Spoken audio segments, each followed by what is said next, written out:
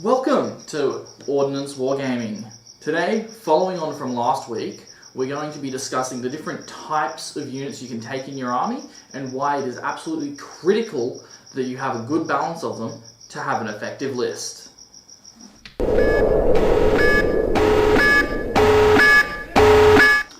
Okay guys, so I suppose a good spot to start is the first entry in most codexes and most army lists, and that's your HQ choice.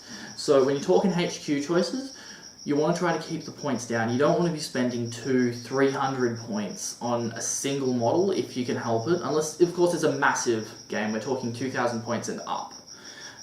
Anything below that, try to keep your HQ choices to below 150.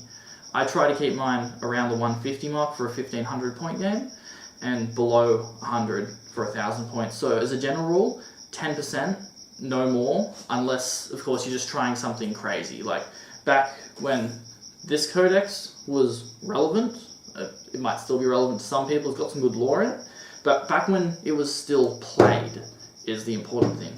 The Satan, which weren't shards then, could be used as HQ choices, and I loved taking this guy just because he struck fear into the enemy and made them focus on him, which I really was mean with it and abused the fact that he would become a bullet magnet. And he'd be dead turn 2, turn 3, but it would allow me to get my troops into position. But that's getting some pretty tricky tactics there, which we won't discuss here. We'll talk about that another time. So generally, HQ choices, you want to keep the points down, and you want to make it so that they buff either your entire army, or at least whoever they're with. So whenever you see Necron Lords or Overlords taken, generally speaking, they're going to have a Resurrection Orb with them to help with reanimation protocols. Man, I'm getting a bit tongue-tied there. So that's one way that they buff squads. Another one is Enriquez. Being a special character, he gets a few special things. He gets to pick one squad of Immortals that has, I think it's like, counterattack, Furious Charge, and I feel like there was something else, but basically it takes the Immortals and makes them a much bigger threat in close combat, which is something Immortals aren't traditionally good at, and it can make your opponent think twice about getting too close to them, which can be used really well to get your opponent to move where you want them to go to, so that you can take advantage of that. Okay, so moving on to troops. Generally speaking, most codexes will have 1, 2, some might even have 3 troop options. Necrons have 2 troop options. You've got your warriors and your immortals. There and there, there's some there and there. Generally, you'll have a weaker troop and a more powerful troop, and it depends on what you want them to do to which one you'd take. They serve different purposes. Obviously, a weak one, you're going to get more of them, so that's more for outnumbering your opponent if you can. And your stronger ones, they're more elite and they have a more focused goal, usually. I know, especially with Grey Knights and taking Terminators as their troop choices, they are a lot of points for not a lot of models, but they can get a lot done if you're smart with them.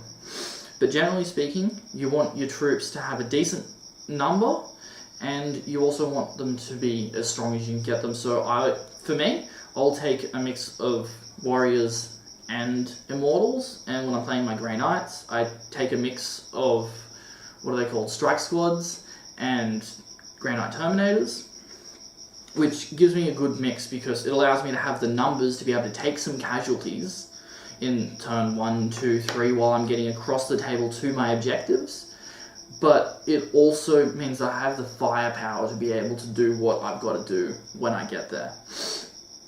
Which is the general thing with troops.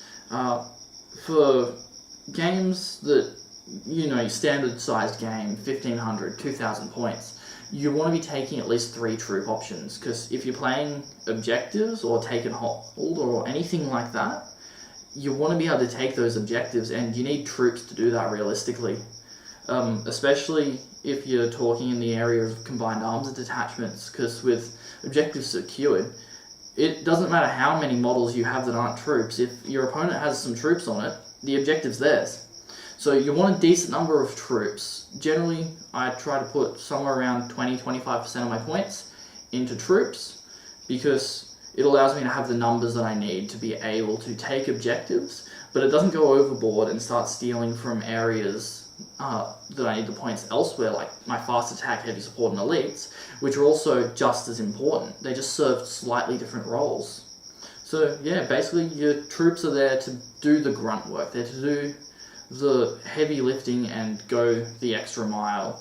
So you want to spend a good number of points, but you also want to make sure you get a decent number of models on the table, because if you don't have enough models on the table, it doesn't matter how good your Terminator with his 2-up armor save is, if he's having to roll 30 of them. He's going to fail enough to die. So you really need to get the numbers on there, especially with troops. Okay guys, so moving on to elites. With elites, as the name may suggest, they're supposed to excel in one very, very specific area.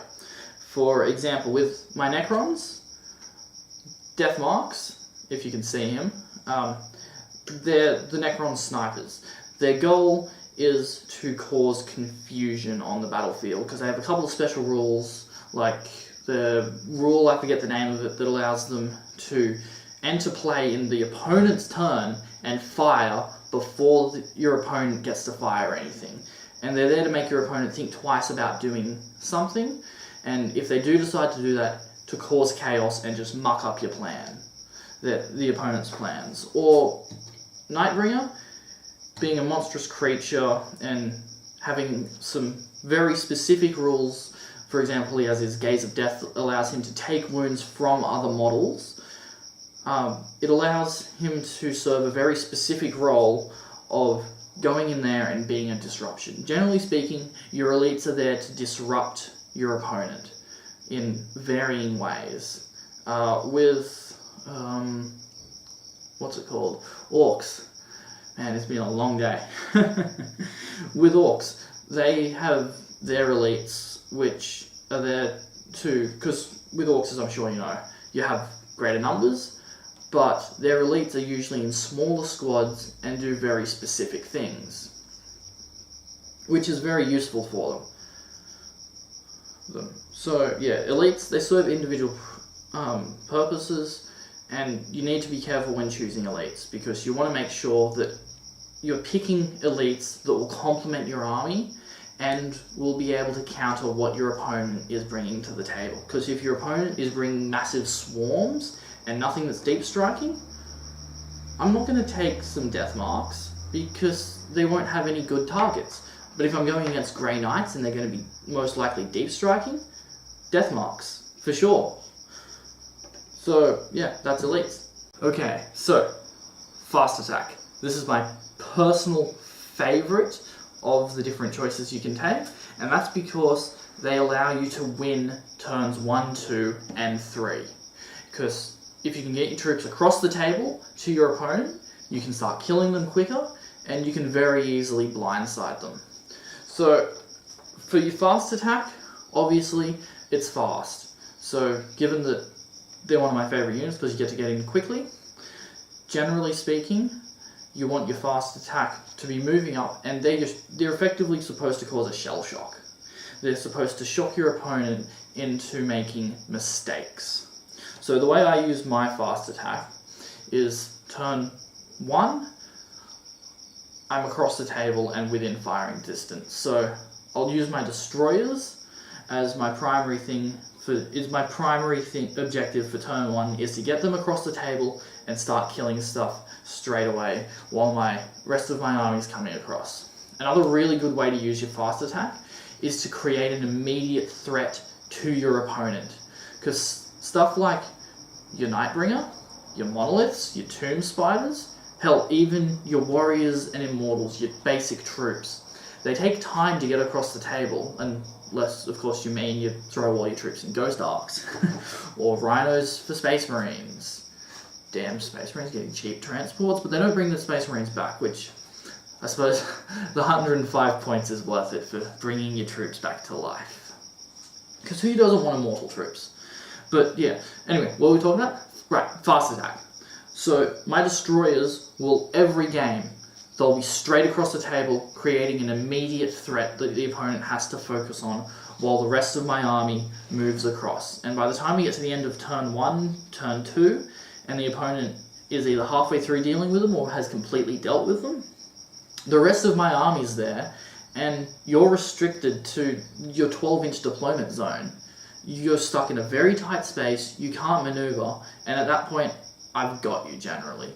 Because if you can't maneuver, you can't get out of range of my weapons, and anyone that's fought Necrons knows that while they're mid-range weapons, they are very, very, very deadly when they get close, especially against tanks.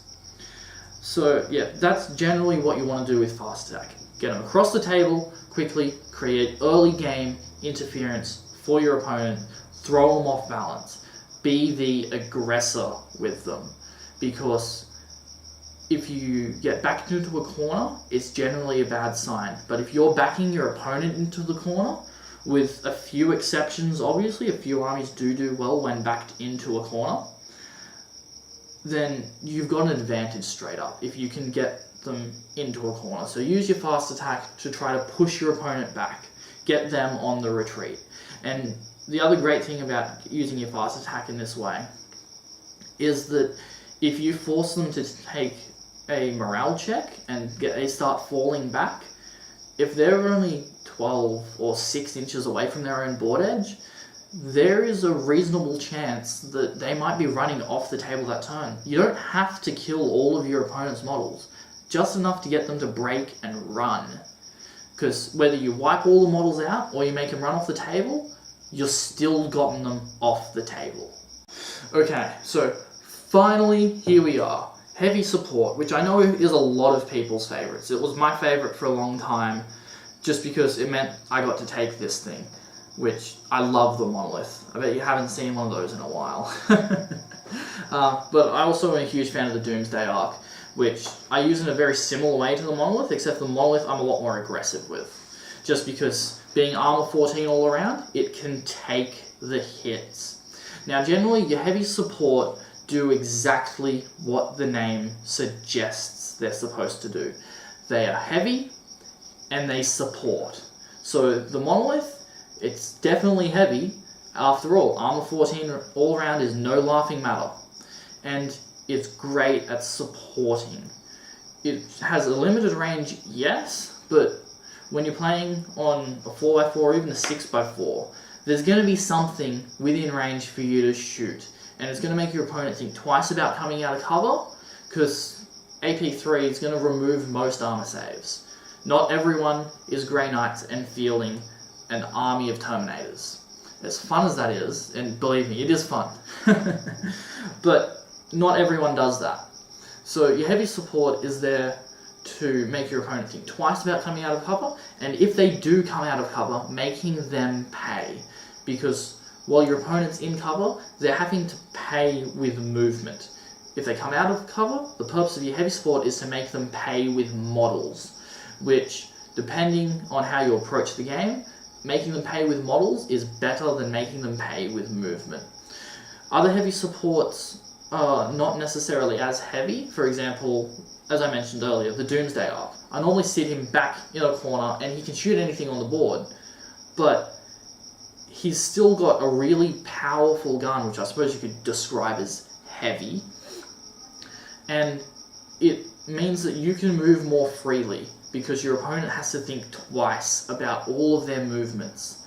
And it's a great way to make them second guess, and a player that's second guessing himself, or herself, let's not assume genders, is a player that is predictable and can be defeated. Because if they're second guessing themselves, the one thing you can rely on is they're going to make a mistake sooner rather than later. So yeah, heavy support. Another way is that I like to use them is with heavy destroyers, and I use them to take down opponents' heavy stuff. As heavy destroyers, it's essentially a mid-range las cannon. Great for taking down land raiders that are coming towards you. If you can't, because, I mean, Necrons, you could take down a land raider with a squad of warriors, but it's going to take time, because you need to get the volume of dice into the land raider to take it down. Whereas if you have a squad of 3 heavy destroyers, you have a reasonable chance of getting a pen. Another great choice for heavy support is the Space Marine. Is it the Vindicator? I don't remember. I never played Space Marines. My Space Marines are Grey Knights. But the Vindicator, the one with the Demolisher Cannon, let's call it the Demolisher Cannon. It's similar principle to the Monolith and the Doomsday Arc. It's to keep them from coming out of cover into the open, where they can move around freely and outmaneuver you. So, yeah, I suppose the general gist is, use your heavy support to prevent your opponent from maneuvering, and make it so that you get to outmaneuver them. Like your fast attack, you use it to make them have to be defensive, and so that you get to it first, because if you can get to your objective before they can, it's a lot easier to hold an objective than to take an objective. It's possible to take objectives, but you're going to pay with models and wounds. So yeah, that's heavy support. Okay guys, so there you go. That's the approach that I use when I'm writing my lists for a game of 40k, to try to get it as balanced as I can, so that I'm sure to be able to answer whatever my opponent's taking, because the games that I like to play, I have no idea what he's going to be taking. Sometimes I like to not even know what faction that they're going to be taking, just because it adds to having to make a list that is effective no matter what it's up against. It's got to be flexible enough to be able to meet whatever challenge it's facing. Because especially if you find yourself in a tournament environment, and even if you're doing a pickup game at your local hobby store, you don't really know what your opponent's going to be taking. You're going to be fighting opponents that are taking a wide variety of things. You need to be able to answer whatever they throw at you to be a truly effective 40k player. Whoever's editing this, please cut that bit out. No? You're not cutting it? No, thanks. But anyway, back to it. Something that I need to just emphasize on is that troops are very, very important. Always try to take your troop choices in a combined arms, because if you can, and you get objectives secured, it's going to give you a huge advantage in any game where there are objectives. Because if you have objectives secured, and you have a reasonably tough troop choice, like say a mob of 30 boys, they're not going to be able to shift you off that objective for at least 2 or 3 turns. And given that most games go between 5 and 7 turns, it puts you at a huge advantage if you can make so they take half the game just to shift you off that objective. And if it took you 2 turns to get to that objective, then they only have 1 turn up their sleeve, really, for error. And they're going to have to throw everything at it, and while they're doing that, you can send stuff around to other objectives. But that's a topic for another video. So, something else that I feel I really need to mention before we wrap this up is that, with the exception of if you know outright that you're going to be playing pure kill points, anything else where you're not doing kill points as the primary objective, you want to try to keep your squads small. I like to take my Immortals now in squads of 5, just because if you have... so if your Immortals, in my case, or Space Marines, Eldar Guardians, whatever, are in smaller squads, but you still have the same number, so in the case of my Immortals, I take 2 squads of 5 instead of 1 squad of 10. Because what that allows me to do is have them in 2 places at once, and allows me to affect more stuff on the battlefield each turn, and minimizes the number of shots that I waste. Because if you empty 30 shots into an opponent who only has 1 wound left, you're going to kill him, most likely. But you're going to be wasting a lot of extra shots. Whereas if you have them split up in smaller units, you can fire one off, and then fire the next off, and at the point that your opponent's model is dead, you can then select a new target to take down. So when I'm taking even my destroyers, because you can take them in squads of 1 now, if I have the fast attack slots available, I will take them in squads of 1. Because it means I can fire off one of them, take some guys out, fire off another one, take some guys out, and if that squad's destroyed, I have the other one that I can fire into someone else and maximize the effectiveness of my game turns. Because given that it's a finite number of turns, you need to maximize the effectiveness of each turn. Each turn you need to be doing something and have an objective. It's the players that don't have clear objectives in their mind of what they want to get done that turn are the ones that find themselves getting tabled very, very, very easily. Which is unfortunate. Which is something I'm hoping this video is going to help you with if you find yourself in that scenario. So, if you like this video, give it a thumbs up. If you didn't like it, then put a comment below saying that you didn't like it. And don't forget to subscribe so that you can put comments on our next video saying you didn't like it.